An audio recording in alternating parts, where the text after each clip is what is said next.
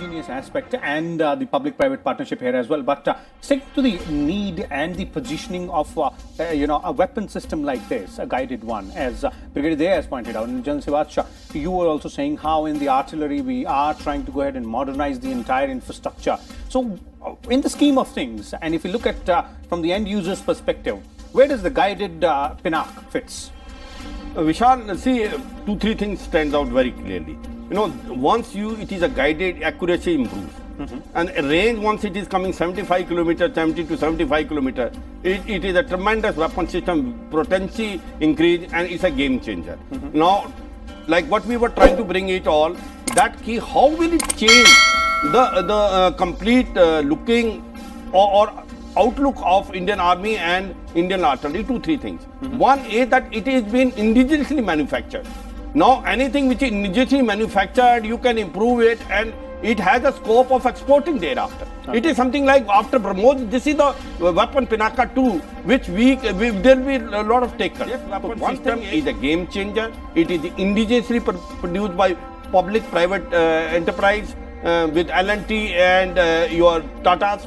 Second thing is that it has got a tremendous accuracy. Earlier version was unguided, it's a guided one now, and therefore the accuracy has increased. Now, third thing which is coming is that in day-to-day line of control, what is happening as on today, you find the infiltration bids are made by the terrorists, and there are posts which are basically trying to aid and abet.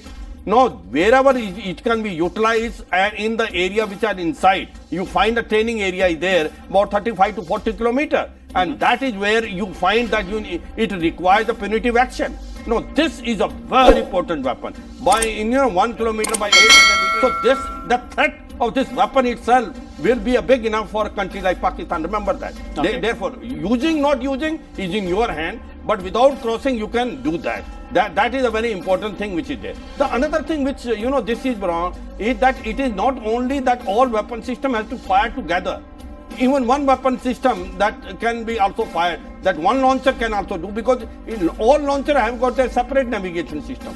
So all 44, in 44 seconds when this weapon system is going, all the 6 launchers are going, not necessarily. 5 can fire at one place, the 6th one can fire the another place, because it has got inbuilt navigation system which is making use of Navic. Okay. So this is it. Then it has got also shoot and scoot. It is very difficult to target this weapon system. Third thing is that it is so modernized that it is also capable of working in the environment of nuclear weapons. So overall, it is fitting into the plan of Indian Army for future, because Indian Army is believing that in future you have to mix of imported and also indigenously produced weapon system. BrahMos as well as Pinaka is your own produced. Now, including you have now copied Dhanush is a copy of Beaufort. That again is indigenous. It is only K9 Vajra, self-propelled gun, and M777, which is ultralight howitzer, which you need for Chinese as well as basically again mountainous terrain against Pakistan. Because that weapon system gives you flexibility that it can be now lifted by a Chinook helicopter, underslung, and it can go from one valley to another. On the northern northern border and eastern border. So it is a game changer. That is again thing. Then you did not have a weapon system to basically the Armored Division and Independent Artillery Brigade of the Strike Corps did not have a matching capability. You have now got K9 Vajra from South Korea, which is being also collaborated by L&T. So this also manufactured here. Now we will be getting about 6-7 regiment of that. That is 114. We have already 100 of them which we have already signed. So again, that is a game changer. So overall, it is fitting in the modernization plan. Okay. And my point is, what I am saying is, the range why you see it, that Indian artillery is now basically going for mediumization. So the minimization of 150 mm caliber. So all guns and rockets will be of 155, so that it is easy to operate and all. Nothing less than that. That's point one. Okay. Second thing is the range wise they have gone it, that 40, 70 and all. So it fits into that. You have got Prithvi, Agni, which are also the missile system which is there. Then first Pinaka coming, then coming Prithvi, then coming Agni. Okay. So it is covering such a wide game changer. And second thing is indigenously manufactured. The cost can be brought down. And another thing is, like BrahMos, it has got a potential market. Okay. Brigadier. Before we start considering it as a Brahmastra and an answer to every problem that an army has. Please understand that this weapon system can be employed about 15 to 20 kilometers, at least 15 to 20 kilometers behind the line of contact or behind your, let's say, LC or international boundary. Okay. Lesser in LC for the reasons that I conveyed to you, except in certain parts. In south of the Panjals, north of it, it's much more difficult. Now, 15 to 20 kilometers behind you to it. So the range actually, that is one thing we must understand. Second, today's navigation systems and the guidance systems and UAVs provide you that kind of a look inside the enemy territory or the adversary's territory. It provides that. So that's why it becomes easier to use this weapon system.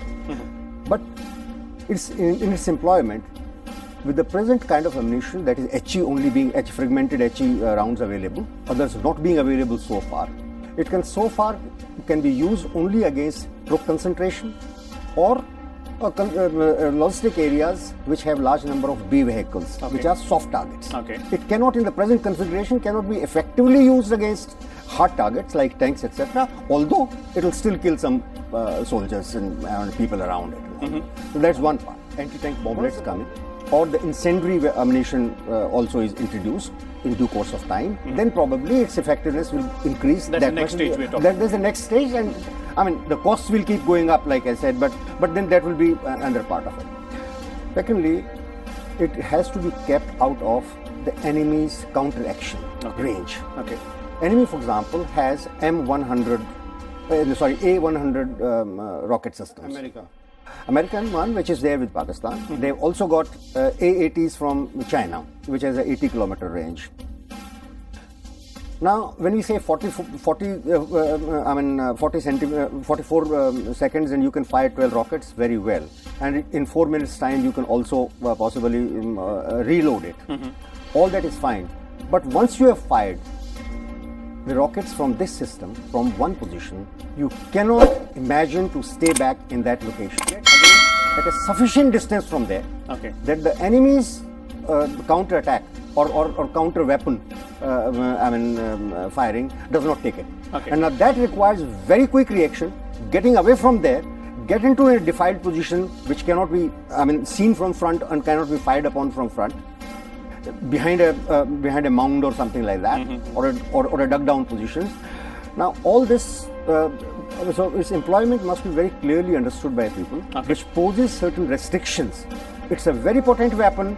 It can hit enemies' logistic areas, assembly areas, etc., and subsequently concentration areas. Although enemy will also take evasive actions of concentrating only at the last moment, being dispersed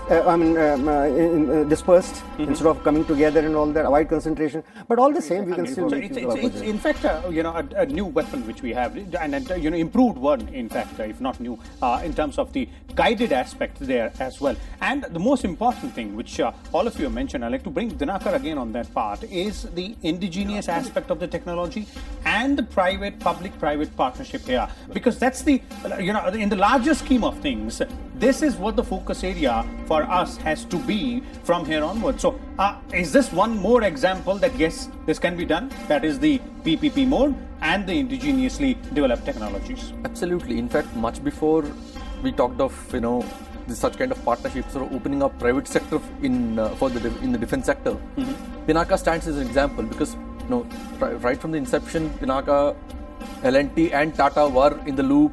They were and of course DRDO. So this collaboration has actually stood the test of time and is now giving certain dividends. In fact, this is actually a good template to replicate and refine it further based on the experiences we have. And just to in a way, probably a carry forward from this is the ATAGs, the advanced heavy artillery gun, which is indigenously being developed. Again, in which Bharat Forge is involved, Bharat Forge and Tata are involved with DRDO and others. It's in advanced stage of testing. Army is happy with the gun, and we should see its induction very soon, probably in a year or so. So yeah, this is a great replication template to follow. I mean, this again, other than the BrahMos, because BrahMos, you should remember that it's a foreign collaboration. Okay. This is entirely Indian. Okay. In all sense, Indian research agency, development agency, Indian public sector, Indian private sector. Okay. We want it to fructify in future. Okay. Quick concluding comments, General Shivaj. Yeah, Vishal, 2-3 things. As far as this weapon is concerned, it stands out that it's totally indigenous. We started sometime long time back in 90s and it took so much time. We should have gone long way.